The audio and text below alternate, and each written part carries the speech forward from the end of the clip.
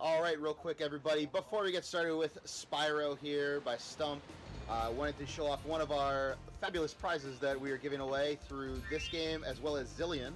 This is the Retrobit Go Retro Portable video game player.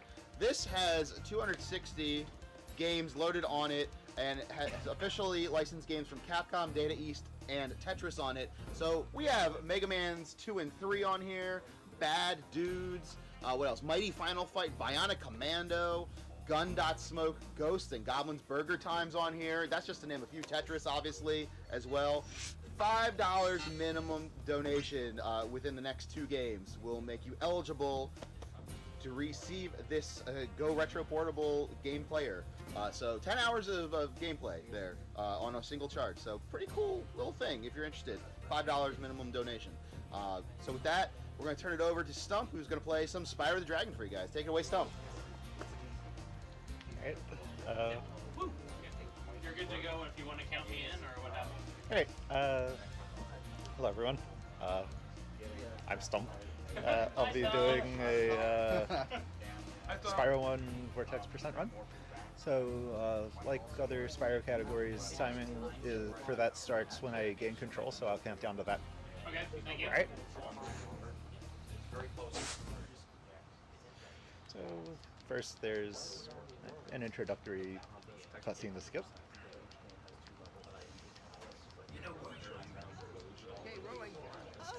Alright. 3, 2, 1, start.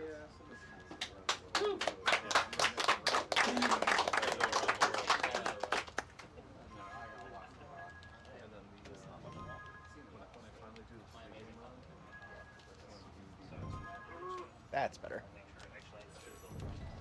So, what I did there, this category is Vortex %, and well, it's significantly different from other categories of this game. In particular, I'm not going to need to worry about any egg, gem, or dragon requirements for getting between the worlds, because this actually uses a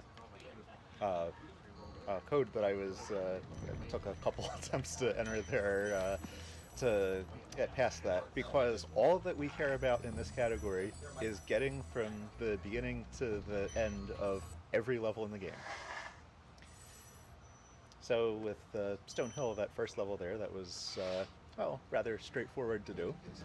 But here, now we gotta jump a little bit higher than we normally would, so by starting facing away from that and spinning around in the air, we push ourselves against that a little bit in a way that gets us on top of that. Yeah, I'm gonna try to do a wall glide here to cut off a little bit of homeworld movement. Alright. Or not. Alright. So I'll have to go around. That's gonna lose like 20 seconds or so, but that would have allowed me to get over the edge of that and glide around and into the back of this portal through the out-of-bounds area. So I had to rescue that dragon to cause the mouth to open to expose the portal, but that would have happened on the way out if I did make it into the back here. This is Toasty, a boss level. In a lot of the boss levels, I'm not actually going to have to defeat the boss, or might only need to partially do so.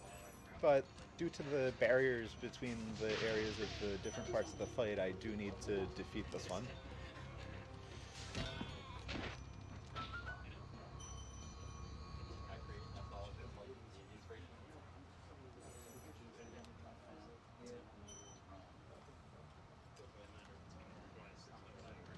And then one more level in this world.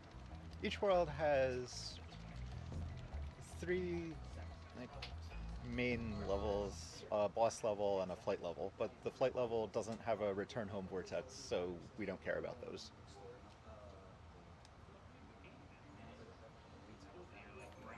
And this one is pretty much going between the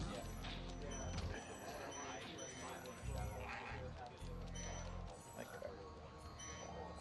pretty much straight lining between the edges of the passages towards the end there.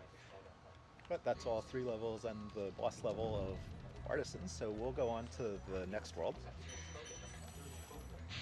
Except that we are not going to go on to the next world. We're going to go to the one after it. And at the end of this world is where you'll see why we do this. But this world normally requires 5 dragon eggs to unlock the world after it. And because there are so few of those, the balloonist, if you don't have that requirement met, will offer to take you directly to a level that has an egg in it. Which could be in the previous world. So that would eliminate a little bit of home world movement. So hopefully we'll get a warp directly to one of those. So here we are in Alpine Ridge. And if that platform were raised, then gliding along the right edge of it would get close enough to that wizard to scare him into running around on that platform, which causes the platform to be lowered. So even if that cycle didn't line up, that wouldn't have been a problem.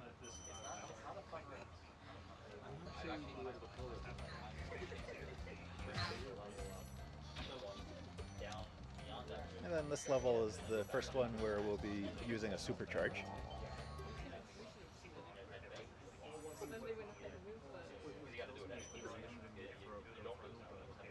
Where we'll go through this cave, dodge these enemies.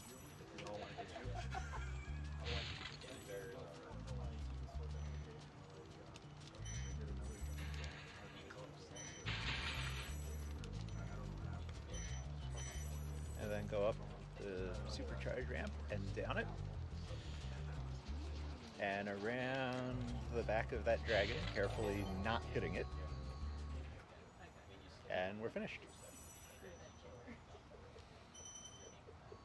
And because we're circumventing the requirements for unlocking each world, there is no need for gems or dragons, so hitting dragons wastes time.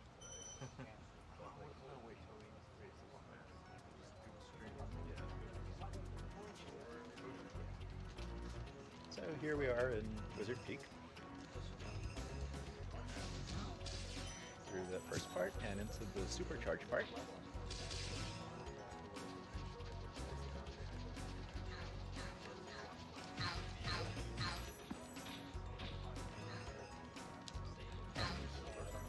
A good amount of the way up this section from the supercharge, and out we go.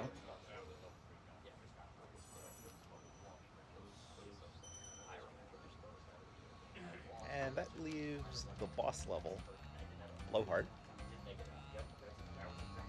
And this boss will actually only be delivering one of the 3 hits needed to defeat him. Because once you hit him the first time out here and unlock the interior of the mountain here,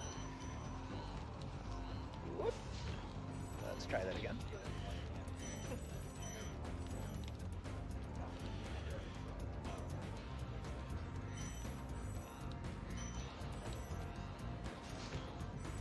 Get to this area where you normally give the second hit, but nothing blocks you from going forward anyway.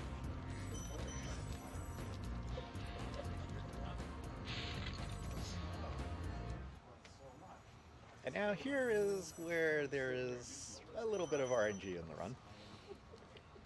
You normally need 5 dragon eggs to get to the next world from here. Stonehill doesn't work. So this balloonist can offer to take you directly to levels that have eggs in them. Oh, I got the extra text box there too. So I've decided I'll try up to 3 times to get a warp directly to somewhere in Peacekeepers. And I did not get that.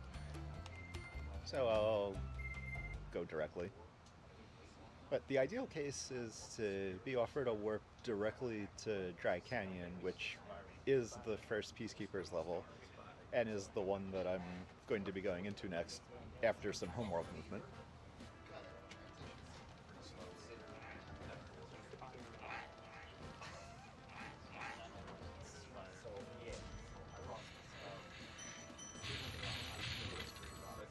On 2 of my last 3 practice runs, I got offered to be taken directly to Dry Canyon first try.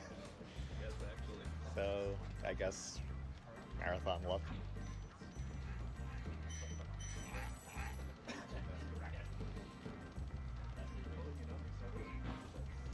So you go around here, climb up the edge around here, and that's Dry Canyon.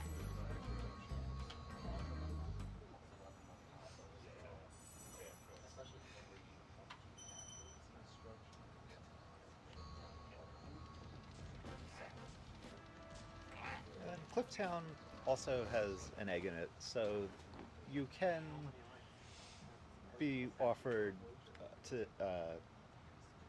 a trip directly to this level from the Magic Crafter's Balloonist. And if that did come up, I would have taken it, because that does save some homeworld movement, but not as much, because I would then have to go back from this portal to the Dry Canyon one.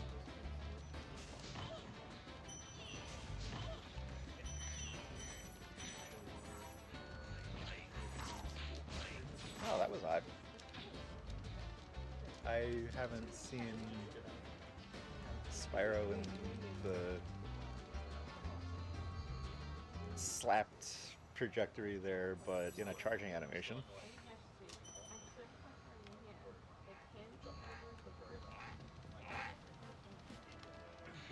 Dr. Shemp is the boss of Peacekeepers, and this is one.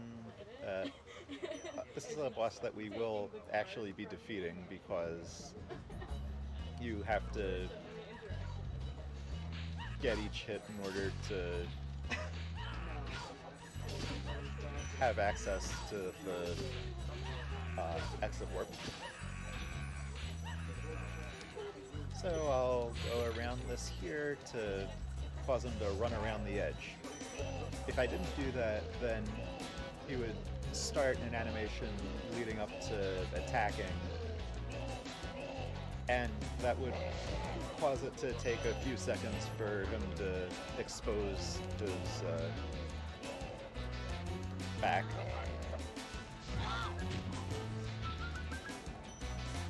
So there we are.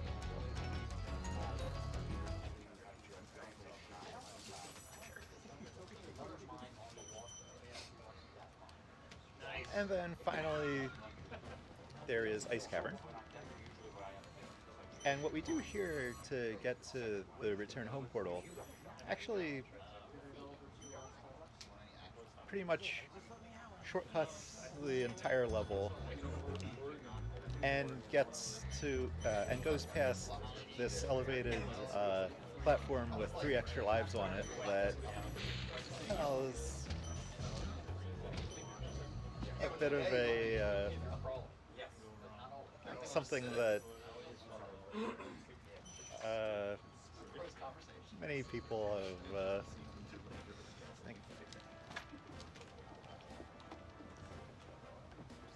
oh, that was interesting.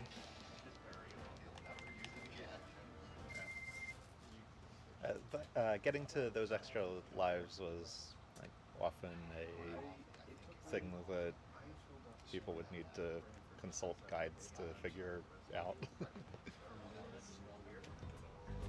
So here we are in World 4, Beastmakers. So we go around that building to get to the first level, Terrace Village.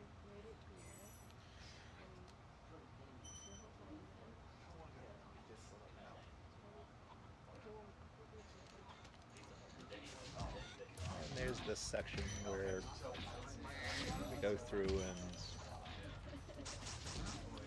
get rid of the Norks with electric guns that can somewhat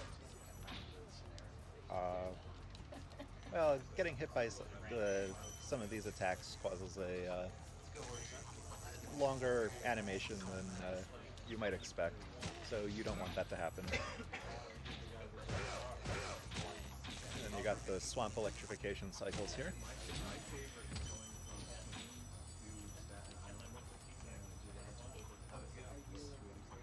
And there we go.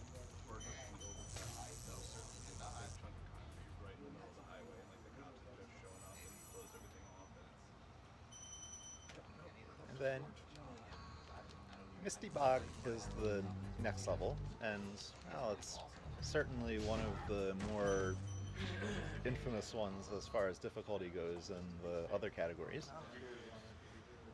But for Vortex, there's no need to deal with that, because you can glide across the swamp, take 2 hits, and there's the exit.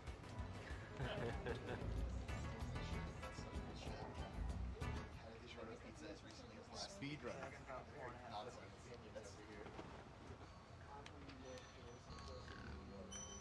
I'm just saying, looking at the two of us, And for treetops, I got expertise on this matter. the supercharge puzzles here are another historically common source of needing to consult guides. But we can drop down. Whoop. I was trying to have my glide in there and land on that little post, but I was at a little bit of an angle, so the wall pushed me to the side.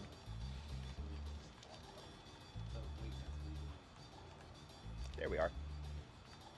So what I dropped onto from the entrance there is normally part of the path from along which you chase the red-colored thief. And then hopping on that wall there lets us get up to the Metalhead portal without going through more electrified swamp areas. And so we reach Metalhead, the boss of Beastmakers. We go down into the fight. Go on the correct side of that torch. And here we are. And this fight has 2 phases, and in each of them you need to destroy all of the power poles.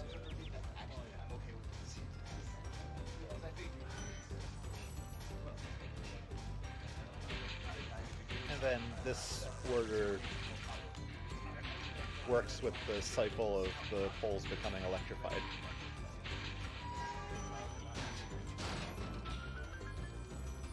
And there is a wall glide you can do to get out of bounds and skip the fight, but it is very precise, and I'm not able to, I'm not at that point yet.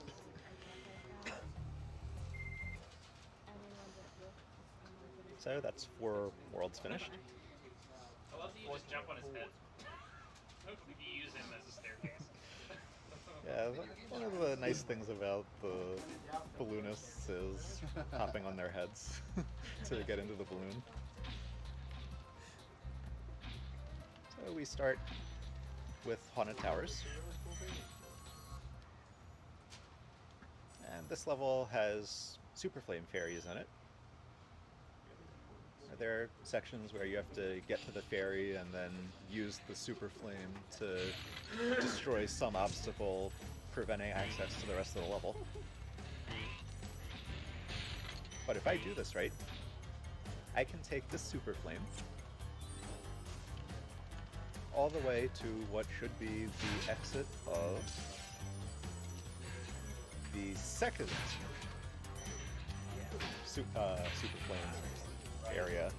But I was facing a little bit too far to the left. And that would have been known as Fairy Skip.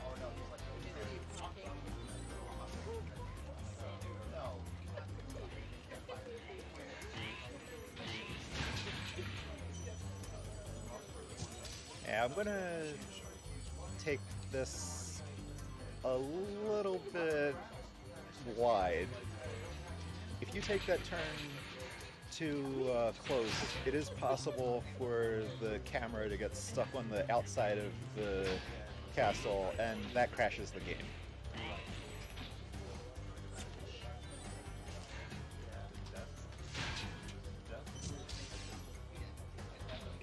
And there is a chain of whirlwinds that can take me from this area back to the beginning of the homeworld, which I would need to do in order to get to the next level portal, but dying gets you there faster.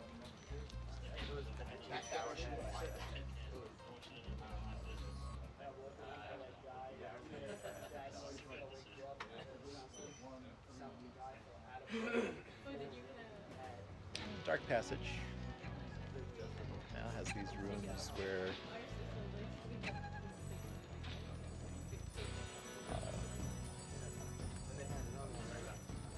the fools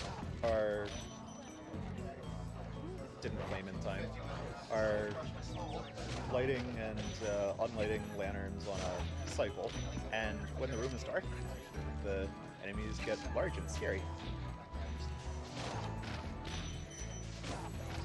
And I need to make sure that my flame will hit them before they get to me and eat me and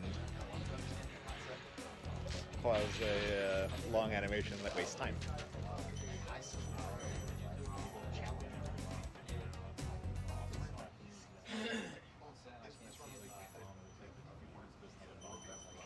And there's a whirlwind to the next part of the homeworld, but we don't need that.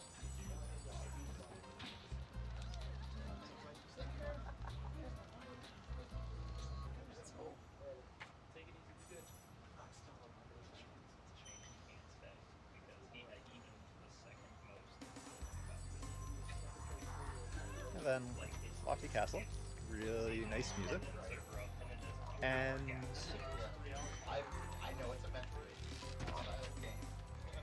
some jumps with charges at the end that will let me get on top of the edges of this area and skip some of the more annoying parts of the level.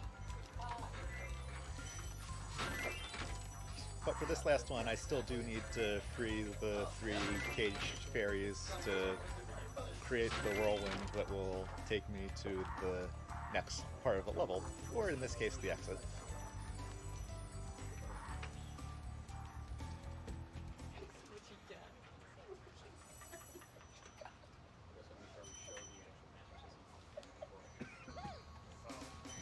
We can show it in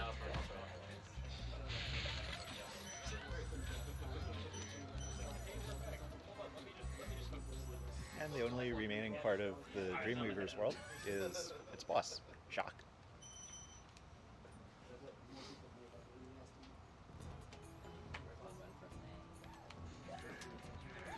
Oh, that worked out.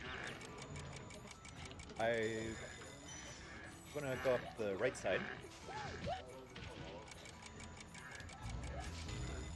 This is pretty much the only category that would go up that side. Because any percent would normally be using this level to get the remaining part of the necessary 6,000 gems to get out of this world. And there are a lot more gems on the left side than on the right side.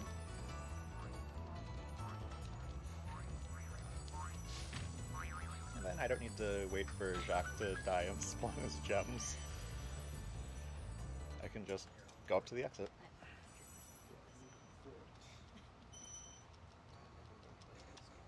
And this balloonist normally requires 6,000 gems to pass. But that means that as we enter Nasty's world, the final world,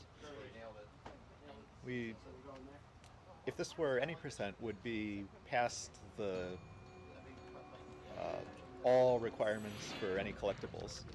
So that means that the final, that means that Nasty's world in this category is exactly the same as in any percent. I need to rescue that dragon because otherwise the dragon mouths do not open.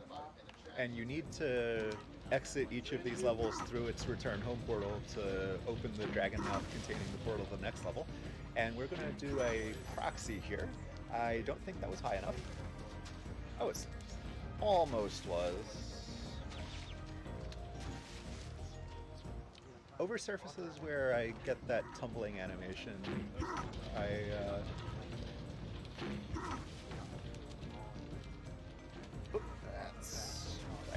can't charge along here because I might blow up that barrel of TNT, and then I can't get a proxy jump off of it.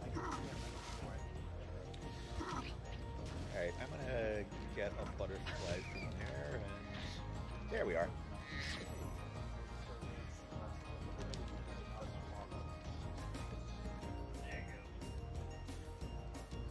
But I have to get a high enough proxy jump off of that to get to a point on that mountain where I can charge up the rest of it.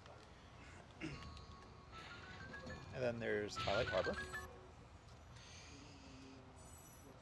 This is sort of the last main level, because after this there is only Nasty North. There's also Nasty's Loot, which does have a return home portal in it, but because you need 100% of everything else to get into it, this category does not do that.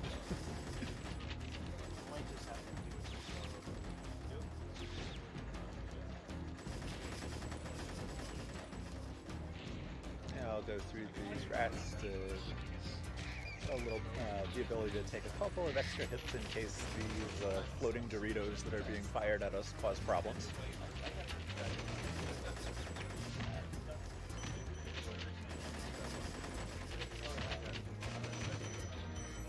And that is the last Vortex here. And because that unlocks Nasty Nork, we still go into that level and defeat Nasty Nork, even though that does not lead to a return home Vortex. So in this fight, you need to get 2 keys from thieves, but there are quick kills for both of them. This one taking advantage of the way that your flame hitbox expands and moves down when you start charging when you're gliding. And the second one being that you trick that second thief into running towards you instead of away from you if you approach him along the right side wall of that passage. So then we chase Nasty around.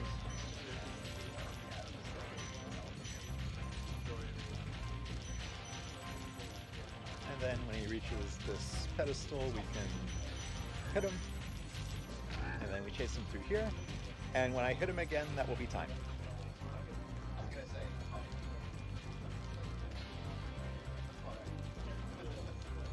Ready, on time, and time.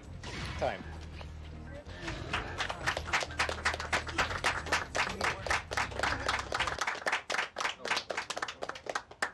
Alright, well that is Spyro 1 Vortex percent. Thanks to... What about What? Ganasty Ganor? Nice.